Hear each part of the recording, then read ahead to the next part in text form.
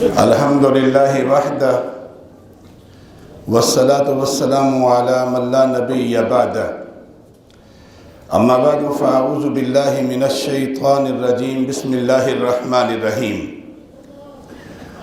ومن یبتغ غیر الاسلام دینا فلن يقبل منه وهو في الآخرة من الخاسرين وقال النبي صلی اللہ علیہ وآلہ وسلم الاسلام یعلو ولا یعلی علیہ صدق اللہ العظیم و صدق رسولہ النبی الکریم۔ حضرات محترم، ذرا رش کی وجہ سے میں تھوڑا لیٹ ہوا ہوں، معذرت خواہ ہوں اپنے بزرگ مولانا عبدالرؤف صاحب سے اور آپ سے بھی۔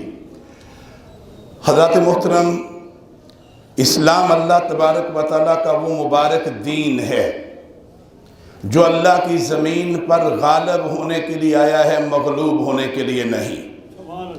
اور اللہ کے پیارے رسول علیہ السلام نے فرمایا الاسلام یعلو ولا یعلی علیہ، یہ اللہ کا آخری دین اللہ کی دھرتی پہ اللہ کے بندوں پہ قائم ہونے اور غالب ہونے کے لیے آیا ہے۔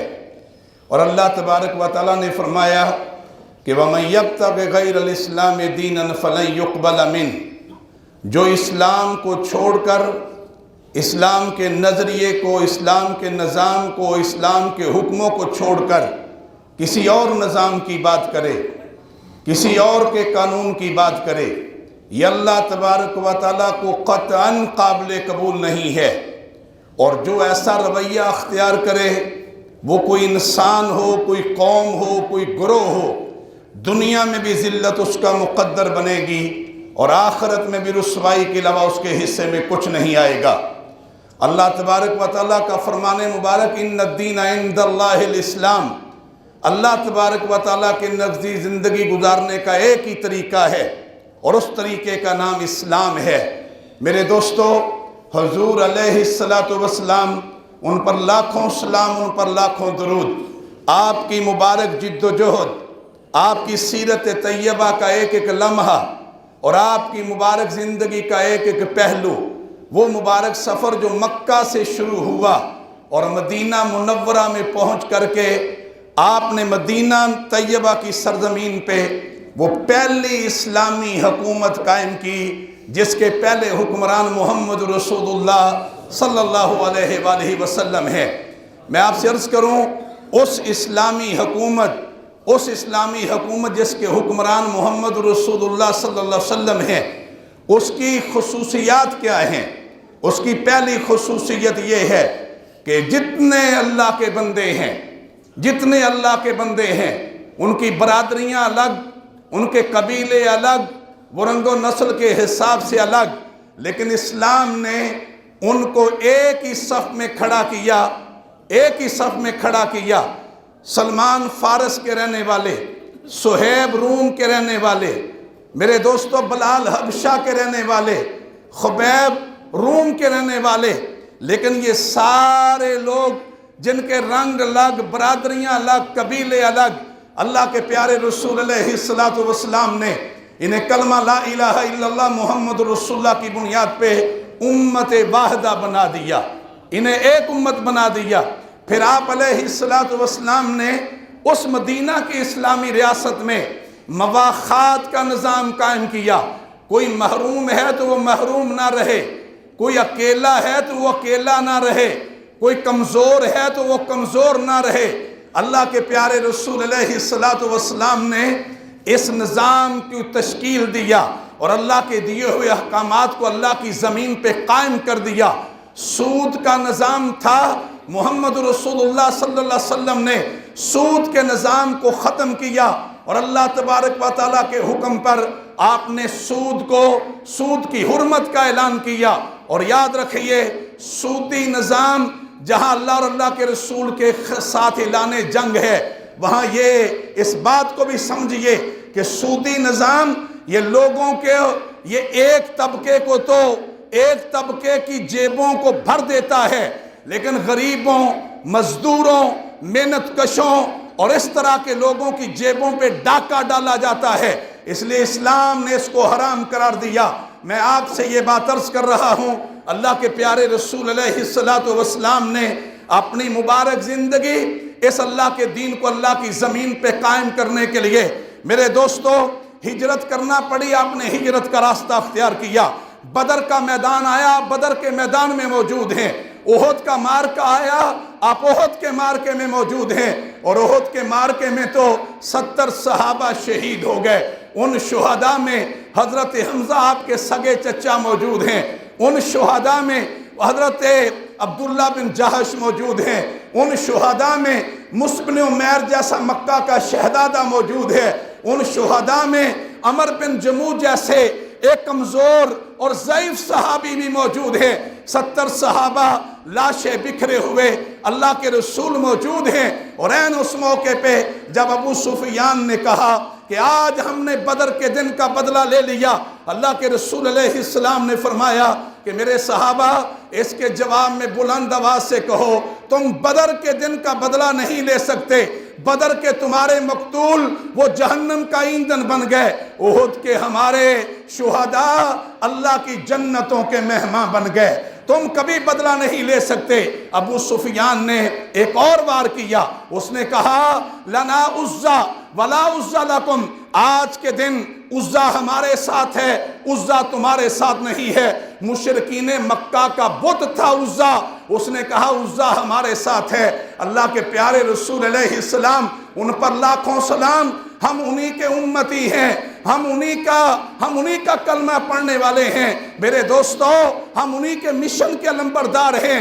ہم نے قیامت والے دن انہی کی شفاعت کی تمنا رکھنے والے ہیں. انہی کے دست مبارک سے جام کوثر لینے کی تمنا اور خواہش رکھنے والے. اللہ کے پیارے رسول علیہ السلام نے فرمایا میرے صحابہ یہ جو ابو سفیان کہہ رہا ہے کہ ہمارے ساتھ عزا ہے تمہارے ساتھ عزا نہیں ہے، اس کے جواب میں بلند آواز سے پکار کر کے کہو. اور یہ کب کہا؟ جب 70 صحابہ کے لاشیں بکھرے ہوئے. آپ نے فرمایا ان سے کہہ دو اللہ مولانا اللہ مولانا. اس آزمائش کی گھڑی میں ہمارے ساتھ ہمارا اللہ ہے. ولا مولا لکم، تمہارے ساتھ وہ نہیں ہے، ہمارے ساتھ ہمارا اللہ ہے. میرے دوستو میں آپ سے یہ بات عرض کرنا چاہتا ہوں، آپ کو بتانا چاہتا ہوں، اسلام اللہ تبارک و تعالیٰ کا وہ مبارک نظام ہے. قرآن کو اٹھائیے، اللہ بار بار کہہ رہے ہیں کہ اللہ کے بندو جس زمین کے ٹکڑے پہ تم اس نظام کو قائم کرو گے، جس کی عدلیہ میں اس کے احکامات کو قائم کرو گے، جس کے بینکوں میں اس کے حکموں کو نافذ کرو گے، جس کے نظام زندگی میں اس کو رائج کرو گے، وہاں کا آسمان رحمتوں کی بارش کرے گا، وہاں کی زمین برکتوں کو گلے گی. میرے دوستو میں اپنی بات کو مختصر کرتے ہوئے آپ سے یہ بات عرض کرنا چاہتا ہوں، آج اس لمحہ موجود کے اندر میں اور آپ زندہ ہیں. پوری دنیا کے اندر انہی نظاموں کی لڑائی ہے، انہی نظاموں کی جنگ ہے.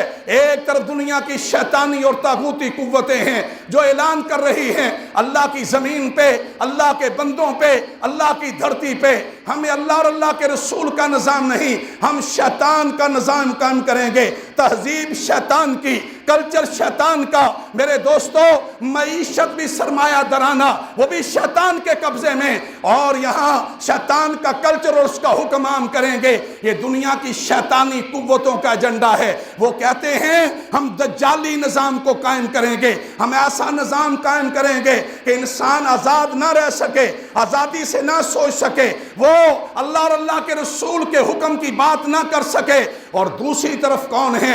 دوسری طرف امت مسلمہ ہے، امت محمدیہ ہے، اللہ اور اللہ کے رسول پر ایمان رکھنے والے ہیں، یوم آخرت پر ایمان رکھنے والے ہیں. ہمارا اعلان کیا ہے؟ ہمارا اعلان یہ ہے زمین اللہ کی ہے، یہ بندے اللہ کے ہیں، یہ دھرتی اللہ کی ہے، اس کائنات کے ذرے ذرے کا مالک ایک اللہ تبارک و تعالی ہے. اللہ کی زمین پہ، اللہ کے بندوں پہ، اللہ کی دھرتی پہ نظام شیطان کا نہیں، شیطان کے کے چیلوں کا نہیں، شیطان کے ایجنٹوں کا نہیں، بلکہ نظام قائم ہوگا تو اللہ کا ہوگا، اللہ کے رسول کا ہوگا۔ اور میں آپ سے یہ بات کہنا چاہتا ہوں، بصیت مسلمان، آپ تاجر ہیں، آپ ڈاکٹر ہیں، آپ وکیل ہیں، آپ انجینئر ہیں، آپ جتنے اہم ہیں، میری اور آپ کی زندگی کا مقصد ایک ہی ہے، ان صلاتی و نسکی و محیای و مماتی للہ رب العالمین۔ میرا جینا بھی اللہ کے لیے ہے، میرا مرنا بھی اللہ کے لیے ہے، میری نماز بھی اللہ کے لیے ہے،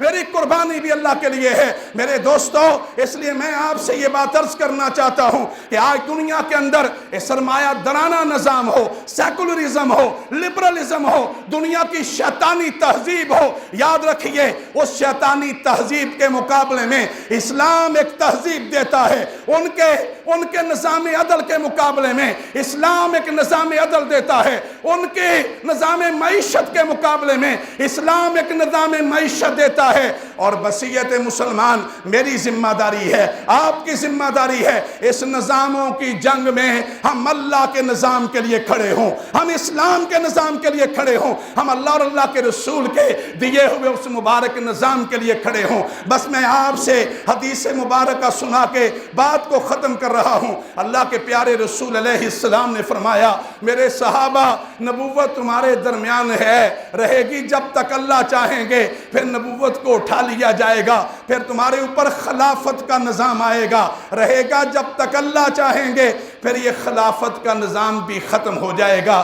اللہ کے پیارے رسول علیہ السلام نے فرمایا، پھر تمہارے اوپر ایک جبر کا دور آئے گا۔ حدیث کے الفاظ ہیں ملکن جبرین، جبر کا دور آئے گا۔ پھر اس سے پہلے فرمایا ملکن عازن، ایک کاٹ کھانے والی بادشاہت کا دور آئے گا، وہ بھی گزر جائے گا۔ پھر ملکن جبرین، چوتھے دور کا تذکرہ فرمایا، یہ جبر کا دور ہوگا، ظلم کا دور ہوگا۔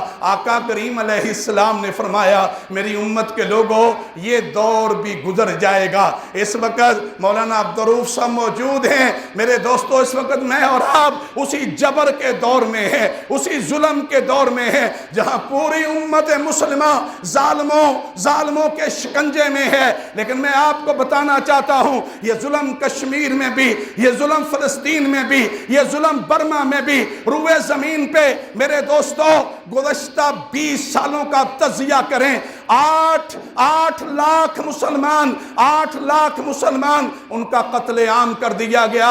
یہ امریکہ اور اس کے حواریوں نے عراق میں، افغانستان میں، شام میں 8 لاکھ مسلمانوں کا قتل عام کر دیا۔ 2.5 کروڑ سے زائد مسلمان میرے دوست ان کے گھروں کو مسمار کر دیا گیا، کہیں اللہ کے گھروں کو شہید کر دیا گیا، کہیں اسلام کی بیٹیوں کو، ان کی عصمتوں کو پامال کر دیا گیا، کہیں بچوں کو نیزوں کی انیوں پہ اچھال دیا گیا۔ لیکن یہ امت مسلمہ ٹکڑوں میں بٹی ہوئی، اس کے حکمران انہیں اپنے اقتدار اور اپنی کرسی کے علاوہ نہ امت کی فکر ہے، نہ اللہ کے دین کی فکر ہے، نہ امت کی بیٹیوں کی فکر ہے۔ میرے دوستو، اللہ کے پیارے رسول علیہ السلام نے فرمایا کہ یہ ظلم کا دور باقی نہیں رہے گا۔ اور میں آپ کو ایمان کی بنیاد پہ کہہ رہا ہوں کہ یہ ظلم کا دور اس کا آغاز نہیں ہے، اس کا عروج نہیں ہے، اس کا اختتام ہونے جا رہا ہے، انشاءاللہ اختتام ہونے جا رہا ہے۔ اور آپ سارے کہیں کہ انشاءاللہ یہ دور ختم ہوگا،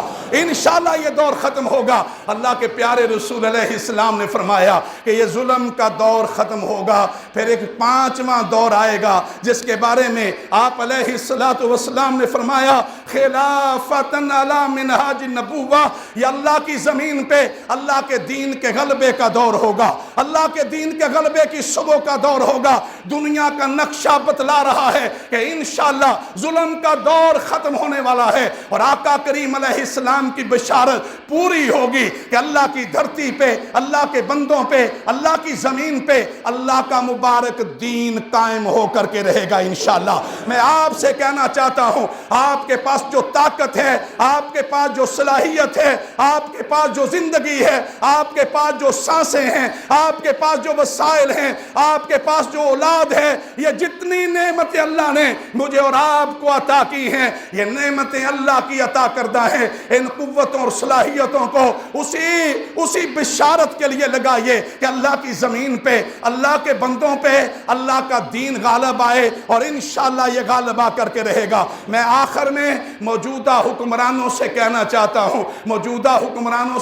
چاہتا ہوں کہ اسلامی مدینہ کی اسلامی ریاست کا جب آپ نے دعویٰ کیا تو لوگوں کو کچھ امید ہو چلی تھی، لیکن ان 3.5 سالوں میں کیا ہوا؟ وہ دعوے تقریروں تک محدود رہے، اور زمین پہ کیا ہوا؟ سودی نظام کا شکنجہ اور گہرا ہو گیا۔ زمین پہ کیا ہوا؟